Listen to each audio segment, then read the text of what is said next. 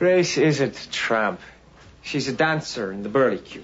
That isn't dancing. That's kicking her knickers up. And I suspect if you asked her to, she'd kick her knickers off.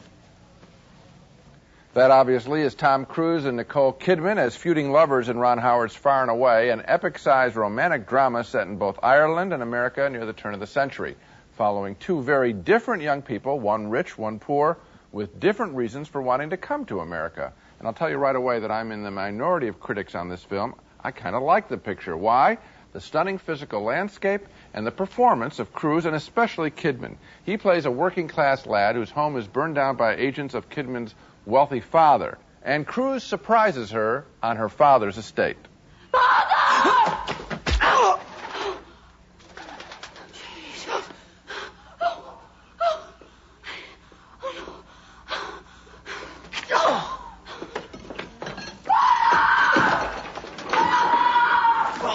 Well, naturally, they soon hit it off, especially after she sneaks a peek at him while he recuperates at her home.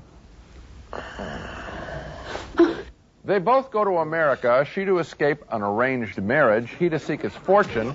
He soon becomes a boxer, and she thinks he's just paid beef. They pickle you like a piece of pork. We're just using you. Said that's enough. No! No! No!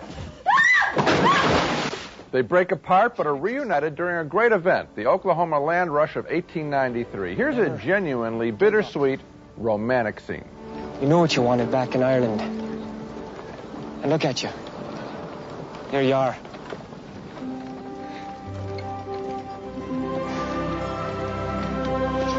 You're a corner, Shannon. What a corner you are. I like them together. I did even in Days of Thunder. Now, Tom Cruise's talent is often noted, but I'd like to put in a word for Nicole Kidman here. She plays characters that could easily be silly, just the attachment.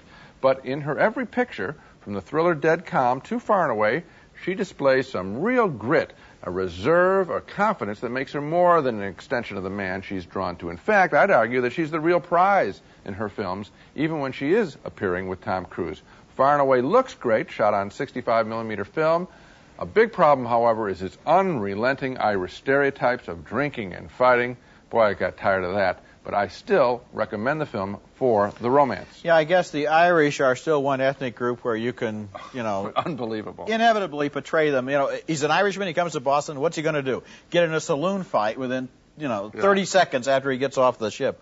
I agree with you that this is a great-looking movie. It might almost be worth looking at. I think so. Just for the scenery. But that's the only reason that I would go to see it, because I thought the story was really cornball. These people are simple-minded, so simple-minded, they don't even realize that they come not only from two different classes, but two different religions. In Ireland in that time, he would have been a Catholic, she would definitely have been a Protestant. That would have been probably the most important issue in their lives. This movie never brings it up because it doesn't want to get involved in the real world. It's just kind of like he's going to find Cinderella and they'll go off to the new world together and live happily ever after without ever talking about anything of substance in the entire film. I agree with you that if they had, because that's the complaint I'm using to much lesser movies earlier in the show, so I'm not going to say that this film doesn't commit the same sin, but at the same time, I'm just talking about the level of interaction between the two of them. You didn't find them romantic. Here's the thing. Now, this movie looks as good as one of the great David Lean 70mm pictures, like Ryan's Daughter,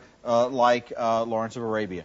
If it were only written at that level, if it only had a screenplay where two interesting and intelligent people are dealing with each other as human beings instead of as cliches out of old love stories, it could have been a terrific movie. It could have been written better. It could have been written brighter. I think the romance is there. I think there's a strength of character in her in particular that I found appealing.